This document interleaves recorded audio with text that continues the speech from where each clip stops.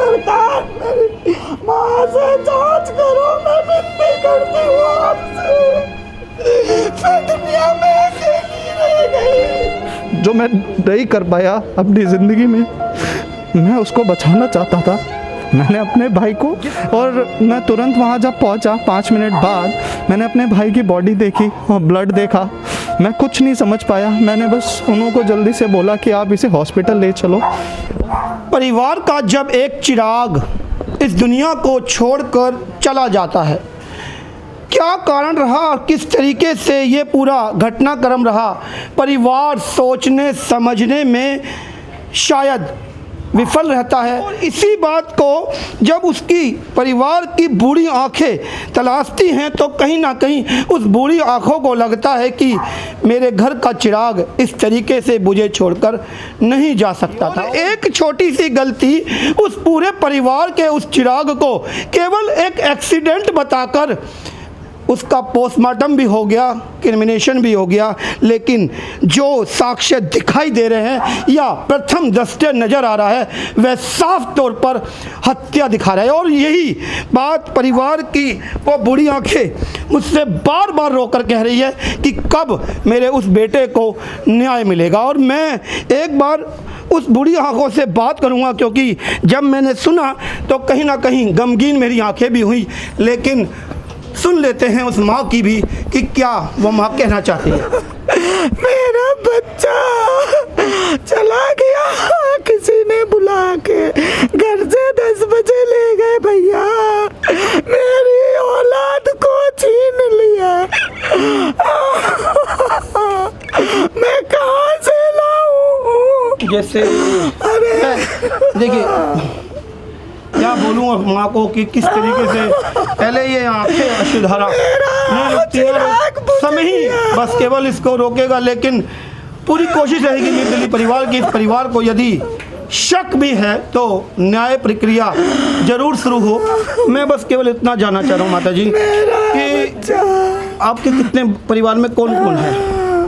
मेरे परिवार में 2 बेटे थे, एक बड़ा बेटा है, एक छोटा बेटा आंसू था, और एक बहू एक पोती है। बस मैं बूढ़ी हूँ, बूढ़ी माँ मैं थी बेटा अकेली बस घर में। मेरे से बोला मम्मी मैं अभी आ रहा हूँ, मैं बाथरूम में थी, बोला मम्मी मैं आ रहा हूँ। मैं अच्छा बेटा, किसी का फोन जैसे कि बताया जा रहा है कि ये एक एक्सीडेंट था और पुलिस भी लगातार। एक्सीडेंट नहीं था मेरे लाल का, मेरे लाल का एक्सीडेंट नहीं था, मेरे लाल की हत्या करी गई है। मैं न्याय चाहती हूँ सरकार से, मैं बूढ़ी आंखों से अंधी हूँ,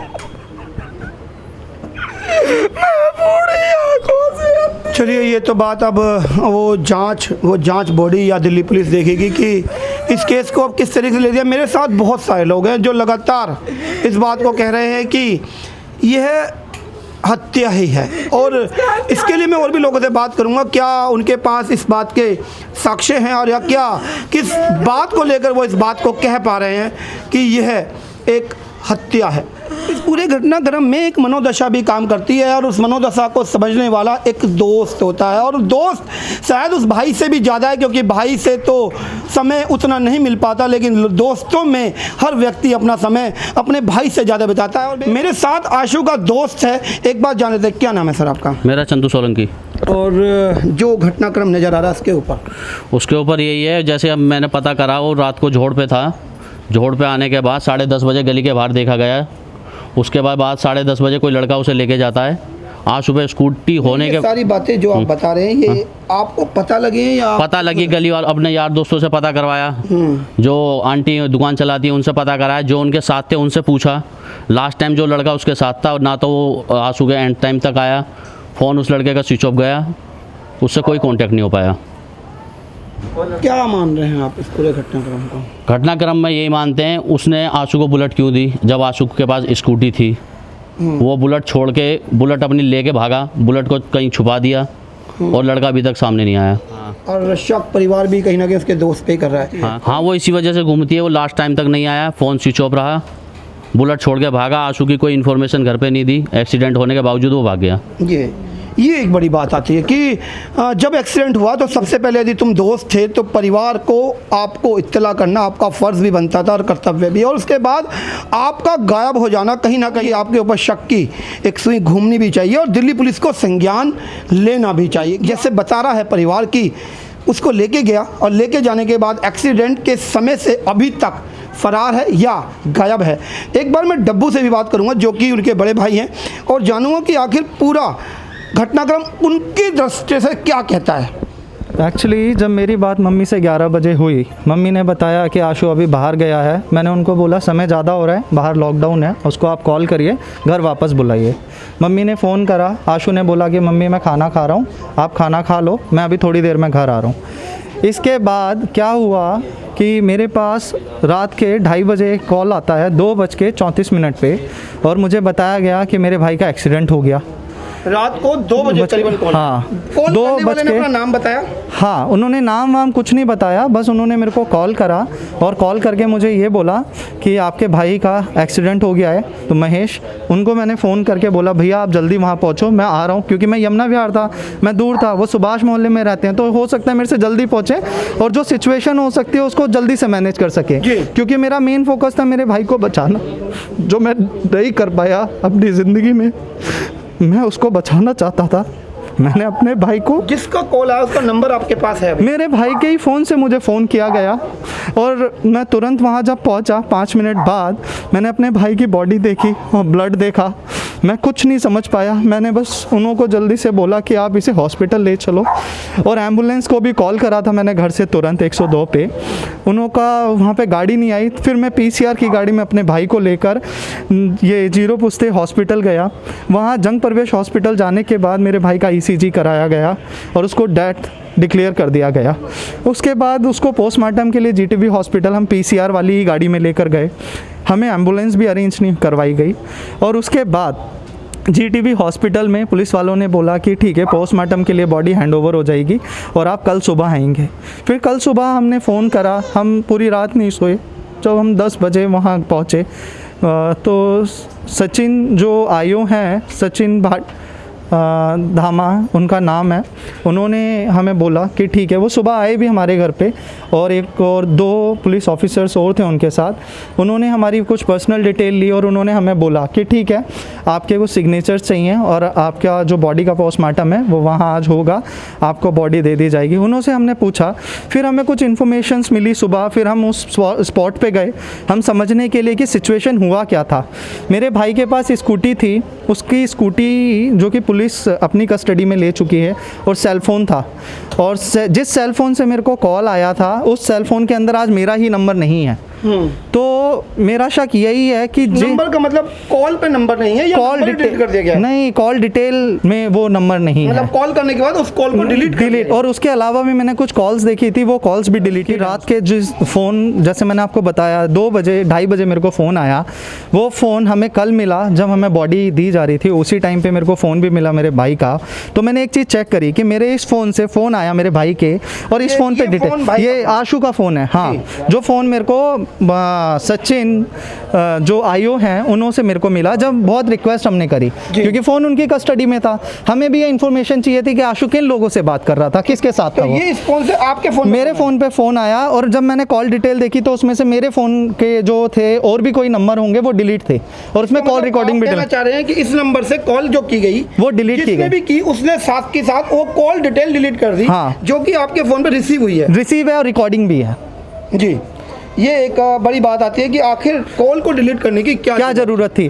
दूसरी बात ये कि हमने जब वहाँ देखा तो वहाँ पे एक चीज़ और थी कि गाड़ी के खींचने के निशान बहुत लंबे थे और आगे तक थे, कुछ शीशे भी टूटे हुए थे, और गाड़ी का जो क्लच होता है वो हैंडल भी टूटा हुआ था, और जो आशु था उसकी कंडीशन बहुत ही ख़राब थी।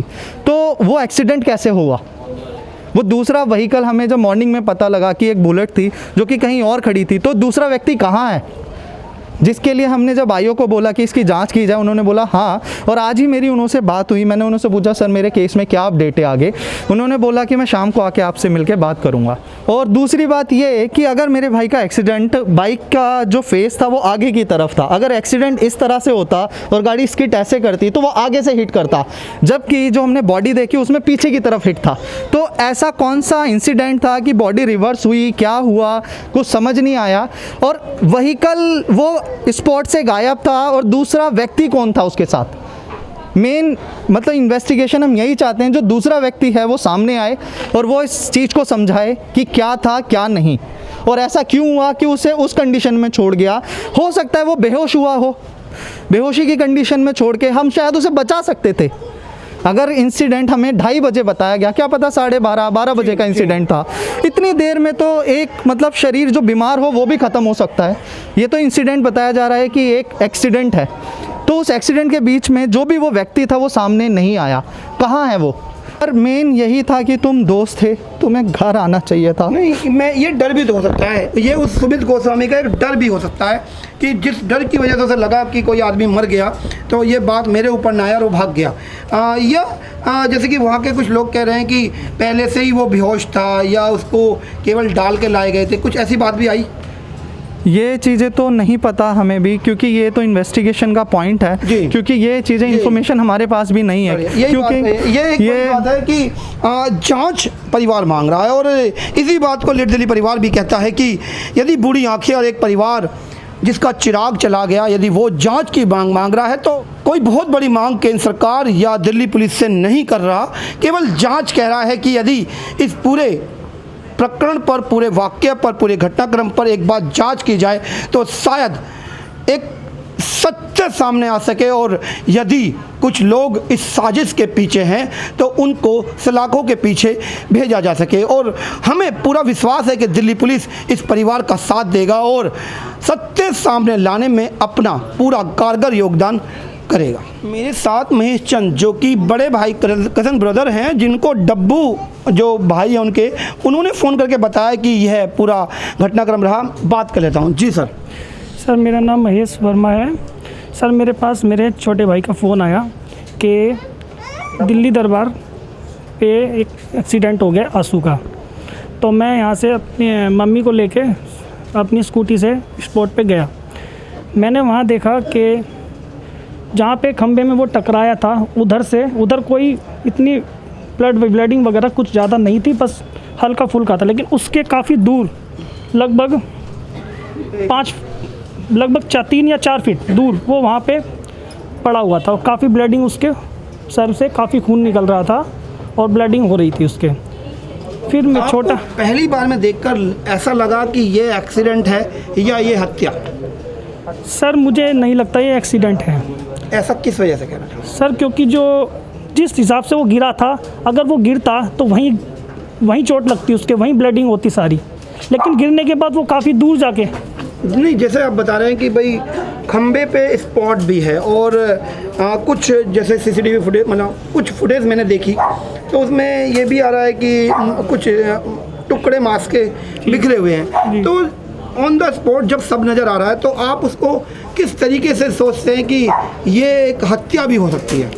सर मैं इस तरह से सोचता हूँ, पहली बात तो उसके पास स्कूटी थी, और दरअसल हमने स्कूटी उसको इसीलिए दिला रखी है सेफ़ के लिए कि अगर बाई चांस कोई प्रॉब्लम होती है तो स्कूटी सेफ रहती है। तो उस अदर भाई अपनी स्कूटी ना चला के वो बुलेट चला रहा था, तो वो बुलेट किसकी है? जिसकी भी वो बुलेट थी, वो बुलेट वाला वहाँ नहीं मिला, और वो स्कूटी बाकायदा वहीं खड़ी थी जहाँ पे आंसू पड़ा हुआ था। स्कूटी पता चला है कि कहीं 4 नंबर गली में घुमा के वो स्कूटी वहाँ खड़ी कर दी गई है, और वो लड़का फरार है। इसलिए इस बेस पे मेरे को डाउट होता है। फरार की बात मैंने पहले भी कही कि जब इतना बड़ा घटनाक्रम अपनी आंखों से कोई देख लेता है तो डर का माहौल कहीं ना कहीं बन जाता है। डर की वजह से गायब हो गया वो शायद। जैसे कि परिवार बार बार कह रहा है कि एक बार आशु वर्मा घर पर आ चुका था, उसके बाद कोई उसे आया और दोबारा अपने साथ लेके गया। इस बात को साक्ष्य साबित करने के लिए पड़ोसी जो आशु को अपना भाई जैसा समझते हैं, एक बार बात कर लेते हैं। नाम क्या है सर? हाँ जी, मेरा नाम विपिन है। विपिन, हाँ जी। जिस समय क्या देखा पहले तो वो बताएं, फिर मैं आपको बात करूंगा। ऐसा है, मैं 10:30 बजे ड्यूटी से आ रहा था, तो गली के बाहर ही ATM के बाहर आंसू खड़ा हुआ था। अच्छी खासी राम रहीम हुई, हेलो हाई हुई, तो मैं घर को आ गया। तो 10:30 बजे तक वो सही था, कोई ऐसी बात नहीं जिस थी। समय आपसे मिला, क्या उस समय उसने लग रहा था कि आपने शराब पी रखी है उसने? नहीं, उस समय तक ऐसा नहीं कुछ लग रहा भी नहीं कि शराब पी था, रखी आराम से बात कर रहा था, कुछ भी नहीं था, सही था। है।